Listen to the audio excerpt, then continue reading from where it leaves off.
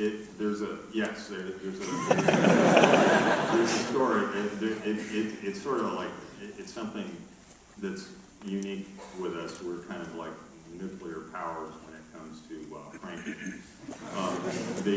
Adam and I have a prank detente, and this came about and during one particular thing. Adam has this habit of snoring. Like he snores. He'll fall asleep if he's not occupied within 5 minutes. Like asleep and he's snoring. So if we have to drive someplace, this is really irritating because he snores really loudly. And so on one trip that we were, I figured out that guys, when they're sitting there, if you're sitting in a seat, you've got this pocket that gets formed right in the top of your jeans. And I was sitting there staring at him snoring away, and I noticed this pocket, and then I noticed the bottle of water that was sitting in the cup holder, and I speculated that I could deposit about a tablespoon or two at a time in that pocket and get it to gradually give him rather strange dreams. It's quite effective. It reached ahead at one point when we were in in a van with the crew, and he's in the very back. He's the kind of person that you just want to do this stuff to, because he immediately takes the back seat, because then he can go back there and fall asleep, and then we all have to sit there listening to him snore for an hour.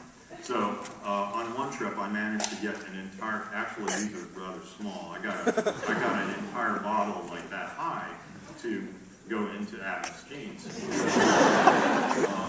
And when he woke up, he wasn't very happy. And he's whacking me on the back of the head and stuff.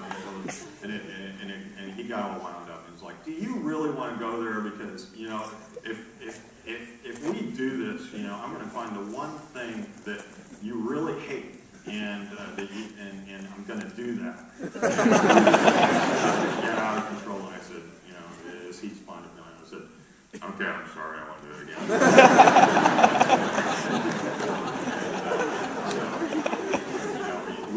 We kind of leave it alone. There, when you think about it, we both have sort of a lock picking is a favorite thing. Remote control like nobody's business.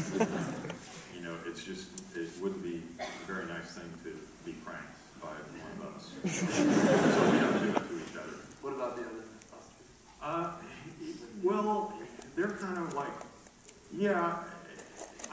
we wouldn't mess with them, because they're sort of like, I don't know. Adam and I, we have this kind of adversarial relationship. We have a lot of respect for each other, and that's why the thing works. But there's this sort of tension that just lends itself toward the pranking. We don't have that with the other group. So it's part of the dynamic, the way the show works. I think, in fact, a lot of people don't realize. When you watch the show that these two guys are kind of different. I mean, I'm more methodical and calm about the way that I work, and Adam is this impulsive, energetic person, and that's fine. It gives a little bit of dimension to what we do on the show. But it actually, when you think about it, and we've thought about it a lot and play on it, is this lends a certain sort of binocular vision or stereoscopic vision to the stuff that we're dealing with. It actually serves to display it more clearly to the audience that's watching, as well as it's a very powerful tool for us. And so, that tug of war that we constantly have between each other, it kind of reveals stuff. Where if you're, yourself, like either of us separately, just going down our linear path through a problem-solving situation, it's just very limited, and that's how you end up with something like, a writer's block, for example. If you do creative work, sometimes you go down a path and you get stumped and you can't get out of it. We never have that problem because we're too busy fighting each other. It seems to work, and that's why that exists. And the build team, they are Carrie Grant and Tori, they pretty much work separately anyway, so we don't have the opportunity. So how is it that the show somehow manages to combine like legitimate science and still stay so entertaining to everyone? Well, I don't really know, other than it's just, we're just sort of doing what comes naturally to us. I mean, I liken it to, my favorite way to look at this is that we're kind of like puppies that are playing. It's play, and there's something to that, because that's actually how animals learn, is by playing, and it's a non-linear thing. Like I talked about this linearity of trying to move into something. Like, the puppy is, and 1 minute he's over here, gnawing on the table leg, and then the next he's over there, he's got your shoe and running around with it. It's that kind of playing with stuff in a random way builds a foundation for how the world works. And when we start doing that, it's literally like that. When we're working on a project, we'll get something that is, I would hold up I think the very last story that we did was a good example of it. We were doing a story about cold and flu, how they get transmitted, and how I think the myth was, if there has to be one, it was that a sneeze can travel like 30 feet when you sneeze. And so we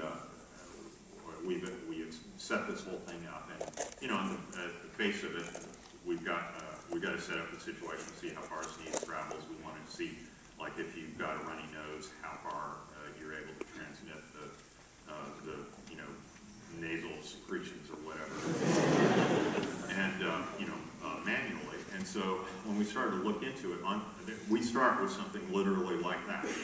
That's our premise. So what are you going to do with it? Well, before we were done, as far as the sneeze traveling, we ended up with covering the entire floor of the shop with white paper, with markers every foot, and so on. So how are you going to track it? Well, you can go to pretty much any food supplier and buy food coloring, in a bottle, nothing like that. It's pretty. I don't know. Probably nobody here has actually drank this stuff straight, but it's pretty interesting. There are certain different colors actually taste differently. It's only we would know stuff like that. And because what we had to do was we found that we would get to sneeze by using snuff, which I don't really understand. Snuff is it's like brown tobacco and you snort it. Why that makes you sneeze? Why do you want to inhale it when it makes you sneeze? I don't know, but it does make you sneeze.